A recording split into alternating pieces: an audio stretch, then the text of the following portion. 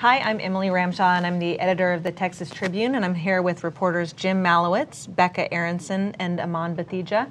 And we're going to talk to you a little bit about the Shale Life project, which launched recently.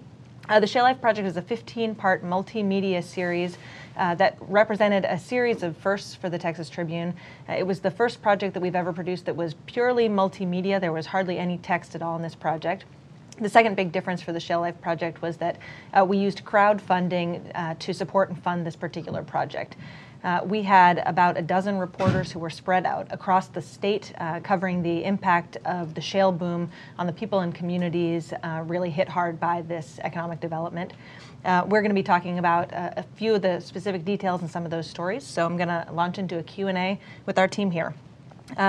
Jim, why don't you start us off talking a little bit about the biggest surprise for you in this project, or the biggest thing that you learned being out in the field in some of these communities? Sure, and I think for me it kind of confirmed what I suspected, but it was nice to see this with my own eyes. It was this idea that the shale life that we looked at, this boom, has been so interwoven into the fabric of society in kind of every way you could possibly imagine. It seems like anyone we talked to knew exactly what you're talking about when you're talking about the shale boom, whether it was someone who had found a new job, who had been looking earlier, or someone who was dealing with like the roads that have been damaged pretty severely by the oil field traffic. And this boom is caused by fracking, which tends to be a really polarizing issue. People look at it as like the environmentalists say this is a really bad thing that is causing pollution, and then folks in the energy industry are saying this is a really great thing that's giving us jobs.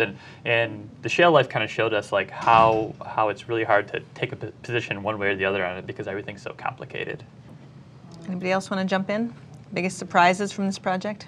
I think what the biggest surprise for me was I went to West Texas, where they have had their share of oil booms, and I was surprised to see how dramatically the shale boom was impacting them, as if they had never seen this kind of activity before. In Midland, people can't afford homes because there's so little housing that rents have shot up, and McDonald's is paying ridiculous wages for workers because that's the only way they can convince people to leave the oil field to work for them.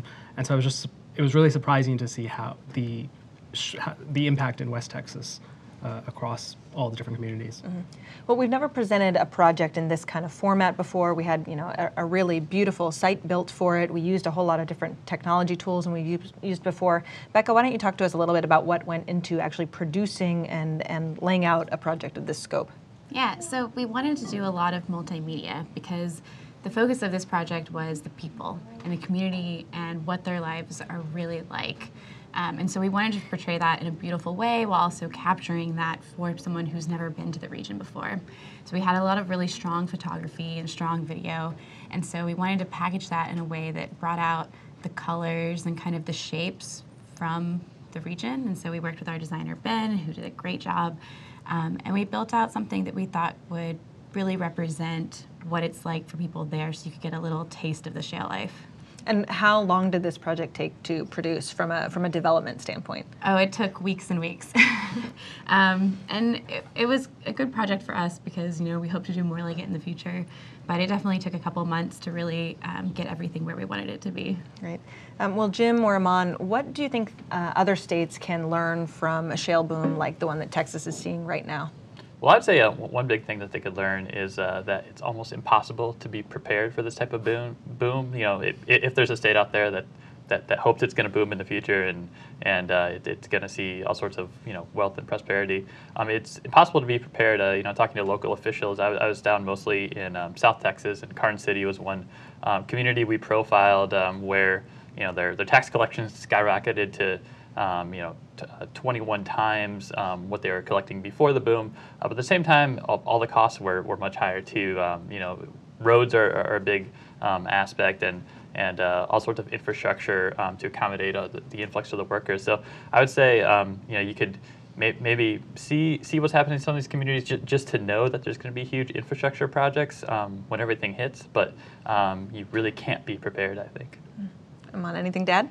I think I would just note that it's really difficult to say how different communities are going to respond to the shale boom and if they're going to be appreciative of it. We went to two counties that have very small populations, Loving County and Glasscock County, Loving County was thrilled with the shale boom because they think it's going to save their county from extinction. Glasscock County, the cotton farmers there would have been happy if the shale boom never came because it's messing with their agriculture. Well, what's next for us in terms of coverage on this issue? Jim is primarily our energy reporter, so what can we expect to see in the coming months? I mean, I would say just expecting to see a lot more of these types of stories, kind of taking a look at we'll be looking at state policy and sort of the broad discussions, but at the same time, we now have these contacts in these different communities, so we can really get sort of the personal angle. How are these policies discussed at the state level, whether it's water infrastructure or whatnot, or the Railroad Commission looking at pipeline issues or whatever it is. We'll be able to kind of connect with folks on the local level to really explain to our readers what it all means and what it means personally, I would say. And are there, Becca, technology tools or tricks of the trade that we've learned as a result of building this particular project that you can see us using for future projects? Yeah, most definitely. And I think that people are really excited about what we've done here, and so it's inspired a lot of people in the newsroom to want to pursue bigger projects like this, and now we're more capable of doing them. So I know we have a water series coming up that everyone will be really excited about, and some other things in the works.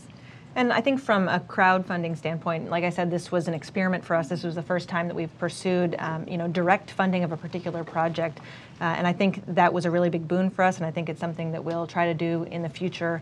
We thought this particular project was a great one because so many people are so passionate about these issues. They care about these communities. So I think you might even see us exploring that venture with some upcoming projects, in particular a project we're working on around water quality in Texas. So. Any parting shots, any final words on this particular project or what the experience was like for you?